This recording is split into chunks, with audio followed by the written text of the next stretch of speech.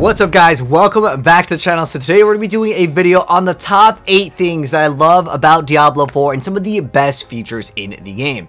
And this all started because I don't know who started out with it on the Diablo community first, but basically what happened was people were making like 5 things I like and 5 things I hate about Diablo. Then it became 6 things, and then it became 7 things. And so now we are doing the top 8 things that I love about Diablo 4. And don't worry, we will also cover the top 8 things that I hate about Diablo 4. But anyways, starting right off, let's go ahead and go over what I really enjoy.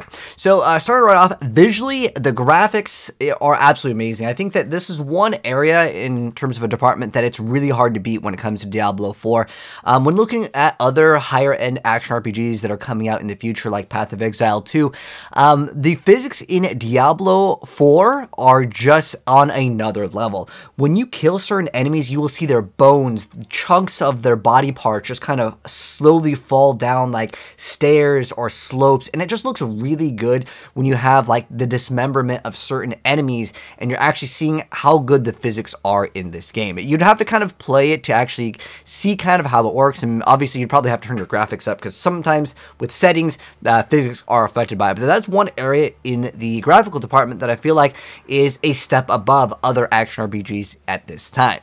Another thing I really liked, and this is kind of all into the visual section, so I'm categorizing this all into one, but I really like the health bar changes. So you can see right now the character is actually what's considered fortify. I actually made a video called the top 20 things that you must know to get ahead of this game, and I'll link it down below. It's very important because how the health bar interacts is a lot different than other games. So it lets you know, am I being afflicted with, let's say, poison or freeze or vulnerability? There's all these conditions, and it's really nice to see visually on the health bar what these conditions are, because sometimes you're in the thick of battle, there's so many things visually going on next to your character that the interface is actually a really well designed thing in this game to kind of show off what exactly is going on. So you can see maybe, oh, this is how I died, right? Because you want to maybe improve extra like cold defenses, or maybe make it so if you're affected by vulnerability or these negative effects, you're going to be able to kind of counteract that. You can build your character to be more tanky in that department, so to speak, right?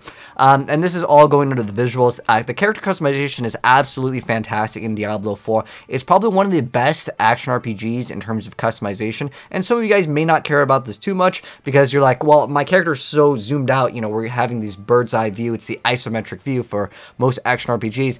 Why does this matter? So during cutscenes, it's kind of cool to see your own character in the cutscenes in the game, and you can actually see all the visual customization options that you added into the game. And there's going to be more likely more things to unlock as you progress in the game or in the microtransaction shop in the future. Maybe they'll add more different face variations, more like cosmetic things. And I just think the more customization options that we have to set our character apart from other characters is something a little bit different, because in the previous Diablo games, your character, what you just created was just the same exact character as everyone in the very beginning. Obviously, there are different transmogs that you can throw on, but for the most part, I really like that we actually have the ability to customize our character. So visuals, that's all grouped into one category.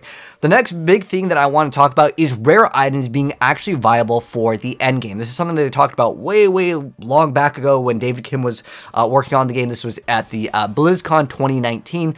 They were talking about rare items. Now, I can't talk too much about the end game because it's all under NDA, but for the most part, what you can do, and they've explained this in their own videos over on IGN, is you can take a rare item, get a legendary power, and extract it and put it onto the rare item, which is actually a really awesome feature. And I think that from what I understand, yellow items will still be endgame viable. Basically, it's almost like you're taking an item that has certain rolls on it, then you throw that legendary power on top of it. So I'm wondering if rare items will be a form of tradable items.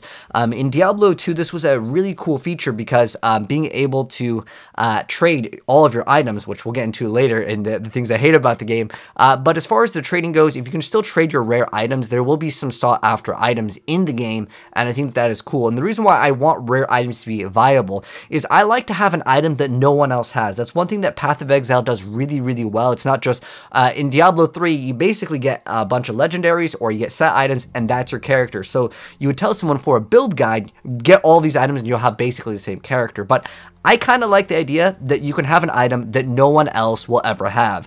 In Diablo 2, there were lots of different helmets that would have like +2 to skills for a certain class, maybe even going further into like a faster cast rate, maybe resistances. There's certain items that would be better than a unique item, and I like that idea of having items, again, that no one else has because you happen to have it. It makes it a little bit more exciting, right? So that's one aspect that I really love, that they still made it so rare items are actually going to be what they've said was like, you know, you can use them for the end game, and I'm hoping that that sticks to it. It's not going to just be all uniques or legendaries, but a rare item is basically the same as a legendary because you just take the power from it. Although it rolls with a lower roll, it still will give you that stat that you're more than likely looking for to modify the skill or whatever the case may be for the legendary. Anyways, next up, another thing that I really love with the game is the story. So the feel of the game, and I can't talk too much or share any aspects of the story, but just know that in terms of the campaign, the story, from what I've played, it's better than any of the other Diablo games because we have cutscenes, we have characters that we can really zoom in and kind of see how they look. And obviously visuals, I've already mentioned how good the visuals are. You get a better sense of a realistic world being developed here, and I really like it. All the environments look really good, especially in the cutscenes. Even when you're zoomed in this game, you can see it's kind of giving a cinematic feel over here where like the interface disappears, you just see the text. I mean, the voice acting is phenomenal as well, but like that all kind of ties into the story, but also the feel of the game. It doesn't feel like it feels more like Diablo 2 in terms of the sense of the world and how it kind of feels, where there's people that you may not be able to trust. It feels a little bit eerie, if that makes any sense. More like Diablo 1/2 versus Diablo 3. You're going to a new town, everyone's like kind of like, hello traveler. They're like really excited versus a sense where you may not be able to trust everyone. I like that. It's kind of the whole atmosphere. And then also another thing that I actually really love about Diablo 4 is that there is a sense of danger. It's more similar to, let's say, Diablo 1. In Diablo 2, you can kind of get hit stun. In Diablo 1, hit stun was a big thing, like faster hit recovery, right? That stat didn't really exist in Diablo 3, so there wasn't a big sense of danger because a lot of times as you would progress in the game, you would get Wrath of Berserker, Vengeance, or some sort of ultimate ability. You get enough cooldown reduction, you would have it up 100% of the time, and so you ignored most of the gameplay mechanics that were supposed to be dangerous. Now in Diablo 4, there is certain things to mitigate certain dangerous aspects of the game, but in a lot of instances, especially earlier on when you don't have to have maybe your resistance is capped out, if you're frozen, you're dead. And I kind of like that sense of danger where you cannot be frozen. Like, you got to make sure you step out of the AoE, and I like that because it makes it so you have a sense of fear in the game, and that ties in kind of to my next thing that I really love with the game is there's no cheat death on every class. Now, if any of you guys have watched any hardcore Diablo players, a lot of times they will always run a cheat death. That's obviously to be expected. But the thing is that I feel like, in a sense, there's a lot of, players that would argue when you're running cheat death, you're not actually playing hardcore. And so what some people do in the hardcore community of Diablo 3, they play with no cheat death to make it more exciting, because the sense of playing hardcore is that you may lose everything, right? That's like the excitement, that's the thrill that you get. But when you have a cheat death on every single class, it just makes it so everyone runs it, and then there's really, it's a lot less, I guess, braggable to say I've completed this game, I'm Paragon whatever, and I've done it all in hardcore, when in reality it's like, okay, you procced, okay, now we sit here, and if any of you guys watch some streamers that are pushing high tier content hardcore, once they proc, they either exit the map or they're just like, okay guys, we're gonna go all the way back, we're gonna wait for this to go up, and then we'll continue playing. And I like this idea. There's no cheat death. Another really great feature, now this one I'm gonna argue is a little bit subjective. In fact, some of these are subjective because it's like kind of like what I think is the best features of Diablo 4 and what I really like. So there's no shared loot, so everyone gets their own loot. Now in terms of smart loot, like, is the item going to be dropping for your class?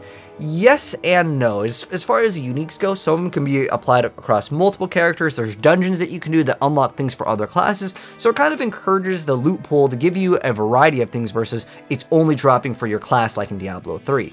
So I like that idea, but I most like the idea of we don't have specifically shared loot, as in, if you play Diablo 3, you know that sometimes picking up items can be kind of rough. In fact, I've even uploaded, like, there was a TikTok that I uploaded that was pretty popular, or I think I might have uploaded on a YouTube Shorts as well. But basically, if you were originally playing with a controller in Diablo 2 Resurrected, there was times when you do bear runs, I would play with control. I would literally plug in a controller just so I can pick up every single item. And you know, people had third-party applications back in the day for Diablo 2 that would just auto-loot everything that was good, right? Or they would just loot everything from the drops. And I like this idea that everyone gets their own loot. You don't have to fight over it. But that is a thing that I personally like. Some people like to fight over loot because then everyone sees what dropped and they're like, oh, you got that, right? Which ties into the thing I'll briefly talk about. This is another thing that I kind of hate with Diablo, and we'll be making a dedicated video towards all the things that I hate in Diablo 4, but it's specifically that we don't have the ability to, if we get an item that we might not want, we just basically salvage it. We can't really trade it with other players. I actually kind of like how in Diablo 3, if you're partying up with a group, you can at least trade it with them for a certain amount of time. That would be kind of cool. And in fact, there's something they mentioned a while back at BlizzCon, was that some items will only be tradable once, some of them you can only trade a certain amount of times. I'm not sure where this is going, because right now in Diablo 4, in the current systems, the items are either tradable or not tradable. There's no like, oh, well, you can trade this item specifically once. Maybe things are placeholders, but I think that I would like the ability to trade all of my items infinite amount of times. It's what makes the item drop that holds its value for the longevity of time. Plus, we're getting seasons anyways, so if people are really worried about like not getting the best item, when there's a new season, people are going to go ahead and go in and you know, remake their characters and experience the new content. Maybe there's new items or whatever the case may be. But I do like the idea of non-shared loot, so you don't have to fight and argue over like who gets this, right? Especially if you're playing in a group and they're like, that's not even for your class, you should give it to me, that kind of stuff, you know. So I like that everyone gets their own loot. All right, next up, the things that I really enjoyed, and this is one thing that I was like absolutely blown away by seeing the Paragon Board in Diablo 4 when I first saw it. Which this is going to be a double-edged sword. This is also a thing I hate in the game. So the Paragon Board in Diablo 4 is actually quite interesting. Basically, it's almost like a separate skill tree that unlocks towards the end of the game, and all of it is basically numerical stats to increase certain things. You can rotate the Paragon Board, you can socket things in the Paragon Board that will affect other things around it, and I was really excited about this because it's a very advanced system. And I'm hoping that as the game evolves with later expansions later down the line, these will become more complex, because how it works in the current state, I love the idea and concept of being able to have your own Paragon Board. You can rotate it, you can do all these crazy things with being able to socket and modify things that are around it. It seems really complex. This is like Path of Exile, cluster jewel level of like complexity, and when I see that, I like it.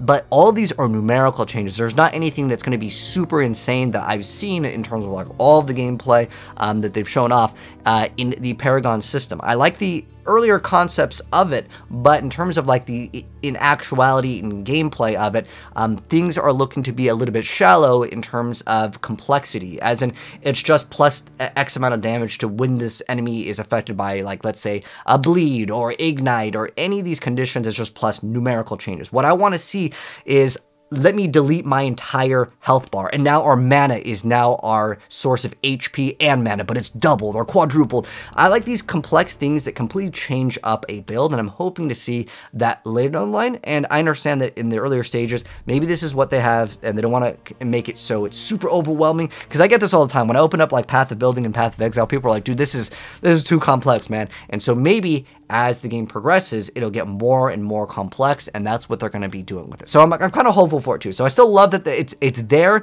in its early stages, okay?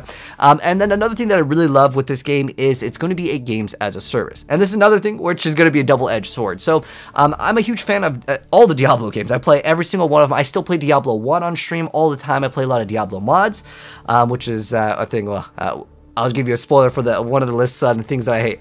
I hate that there's no mods for Diablo 4 because it's going to be a games as a service. It's live. But I do like that it's a games as a service, as in we're going to be getting consistent updates. That's how they're going to be generating revenue with the new seasons and the new battle pass. I'm not sure how I feel about like battle passes necessarily in Diablo, because it's just, we'll talk about that in another video. But okay, I like that we're going to be able to get new content, but it's like over 100 and something days since we've gotten any new content for Diablo 3. I know that there's the Christmas gifts, but that's not new content. It's basically, oh, you want these cosmetics? We're going to allow everyone to get these cosmetics, which is still a cool thing. But at the end of the day, I want to be able to play this game for multiple hours a day throughout, you know, months, not just like, okay, there's a brand new season, we grind it out for a week. All right, let's go wait for next season, next PTR, right? And I'm hoping that this being a games as a service, we're going to get a constant set of updates. And I want meaningful updates. They even said there's going to be paid expansions. So when there's paid expansions, there's going to be obviously a need of a big pinnacle boss, maybe a new act, maybe something very large, right? If they're going to try to sell us new DLC that we have to purchase, it's going to be something that it needs to be substantial. It cannot just be, okay, well, we have this modifier where now in this season there's a ring, you step on it and you get more damage, or, you know, there's like, you get an extra Kanai's cube or something small like that. They have to be big if they want us to buy these expansions, right? So not only do we get new seasons, but we also get expansions. Although their plans may change, it was something mentioned at BlizzCon 2019 in terms of the business model, that they were going to have not only microtransactions in the game for cosmetics, but also paid DLC. I'm totally fine with buying boxed DLC games. Back in the day with like Lord of Destruction, like when you got these expansion packs in a lot of action RPGs, these were massive because you had to buy them, and if there wasn't enough content there, people just simply wouldn't buy it. So it was their incentive to actually make big expansions versus just a seasonal change with a few minor tweaks in terms of numbers. So I'm hoping to see brand new bosses in the game, and you know, obviously as a game as a service, I'm guessing they're maybe going to be increasing the Paragon level as well later down the line to make you know, people try to progress even further, because you know, in the expansion of going from Diablo 3 to Reaper of Souls, it increases by 10, so who knows what the max level will be several years later down the line. But anyways, those are the top 8+ things that I really enjoyed with at Diablo 4, and if you guys want to see the top 8+ things that I hate about the game, I'll be dropping that video very soon. So if you'd like to see it and you're new here, subscribe, turn the bell, and let me know if you guys have played the game or have seen the game. What are some of the things that you love or hate? Because I'd like to get some feedback for them as well. But anyways, take care, and I'll see you in the next video. Peace.